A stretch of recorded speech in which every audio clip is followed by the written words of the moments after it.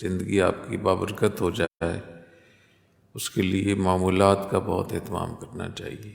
اور معمولات کے بارے میں 4 باتیں یاد رکھنی چاہیے۔ سب سے پہلی بات یہ کہ معمولات متعین ہونے چاہیے۔ اگر معمولات متعین نہیں ہیں، کبھی تلاوت کر لی، کبھی کوئی تسبیح پڑھ لی، کبھی کچھ پڑھ لیا، ایسا نہیں۔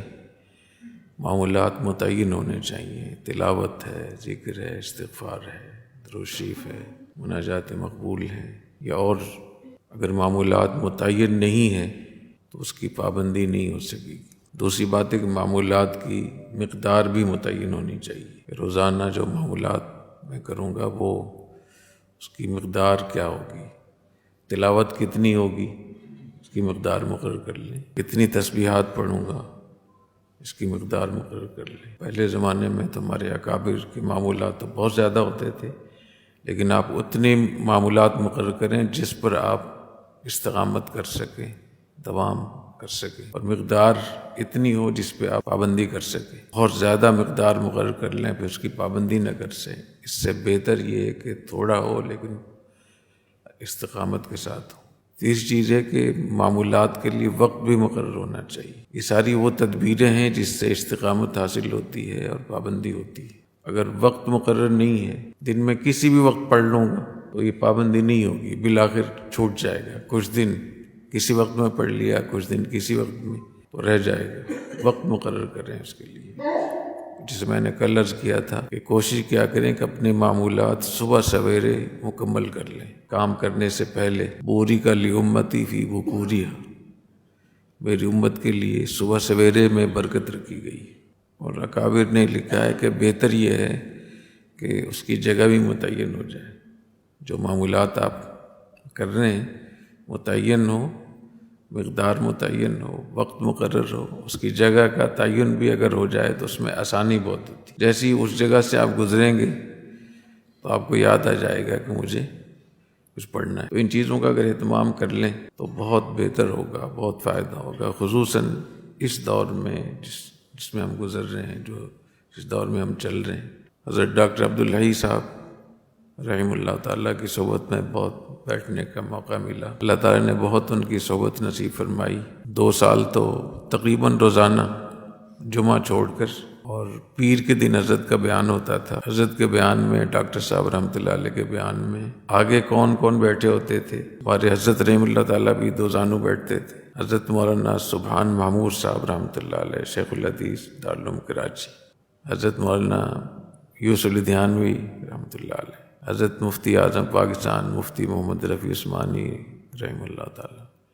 شیخ الاسلام حضرت مفتی محمد تقی عثمانی دامت برکاتہ، اور بھی بہت بڑے بڑے حضرات۔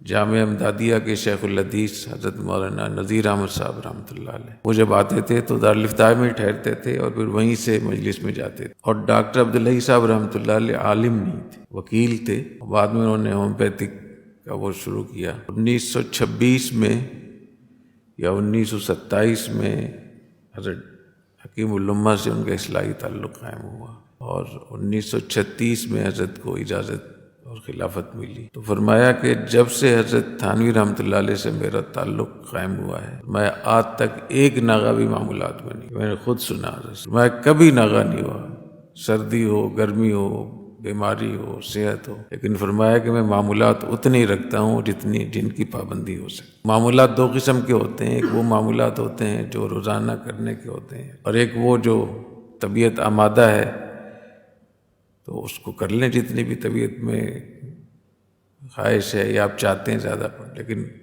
معمول کے طور پہ ایک مقدار مقرر ہو۔ اس کی مثال ایسے جیسے گھر میں روزانہ جو کھانا تیار ہوتا ہے تو پتہ ہی ہوتا ہے کیا کھائیں، لیکن کبھی کبھی ہفتے میں 5 دن میں 10 دن میں کوئی خصوصی ڈش بھی تیار کر لی جاتی ہے کسی کی فرمائش پر، یہ ویسے ہی دل چاہ رہا ہے۔ حکیم الامہ حضرت تھانوی قدس سرہ نے فرمایا، اپنے معمولات کے بارے میں فرمایا کہ جہاں تک مجھے یاد پڑتا ہے کہ 1 منزل یا 10 پارے، فرمایا کہ 3 چیزیں ایسی ہیں کہ عمر بھر میں کبھی ناغہ نہیں ہوا۔ ایک 10 پارے تلاوت، اتنے بڑے فقیہ الملہ اور حکیم الامہ، 10 پارے تلاوت کا معمول تھا۔ دوسرا فرمایا کہ کبھی بھی میں نے پیسہ الٹے ہاتھ سے نہیں لیا، سیدھے ہاتھ سے۔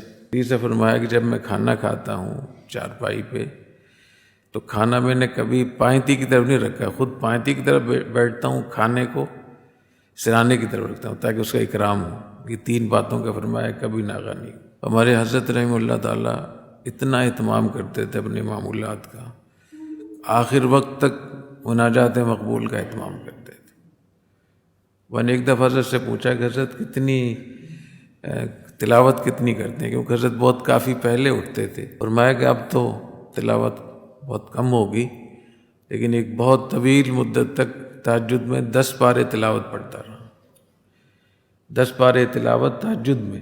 حضرت گنگوہی قدس سرہ سے کسی نے پوچھا کہ حضرت آپ کی کتنا ذکر کر لیتے ہیں؟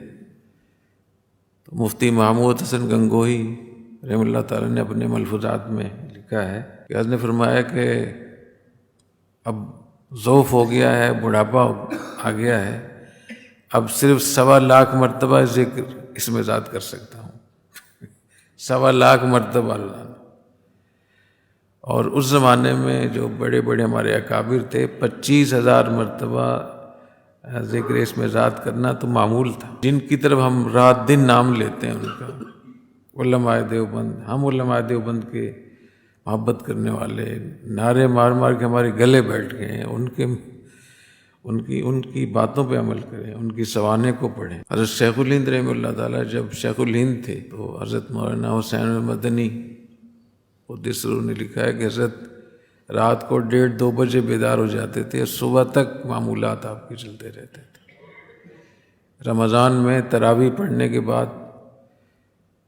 تھوڑی دیر آرام فرماتے تھے، حضرت کے جو شاگرد ہوتے تھے کچھ تھوڑی دیر کے لیے کوئی پاؤں دباتا تھا، کوئی سر کی مالش کرتا تھا، چائے پیتے تھے، اس کے بعد پھر کھڑے ہو جاتے تھے، کھڑے ہو کر قیام پوری رات جاگتے تھے۔ اور ایک حافظ آ گیا ہے، اس سے پارے سنے، وہ تھک گیا ہے، پھر دوسرا حافظ، پھر تیسرا، رات بھر حافظ تھک جاتے تھے، حضرت نہیں تھکتے تھے، تو پھر جا کے خدمات میں برکت ہوتی ہے۔ تو اس کا خصوصی طور پہ اہتمام کرنا چاہیے۔ اور اس دور میں جو اصل فتنہ ہے قلب کا فتنہ، جس سے قلوب متاثر ہو رہے ہیں، اس کو ٹھیک کرنے کے لیے بہت ضروری ہے کہ اللہ کے ساتھ آپ کا تعلق اور ہمارا تعلق اچھا ہو۔ اور اصلاحی تعلق سے مقصد تو اخلاق کی اصلاح ہے۔ اخلاق سے مراد وہ عادات جن کو اللہ تعالیٰ نے خلقتاً انسان کی طبیعت میں رکھا ہے، وہ اچھے بھی ہیں برے بھی ہیں، امتحان اور آزمائش کے لیے۔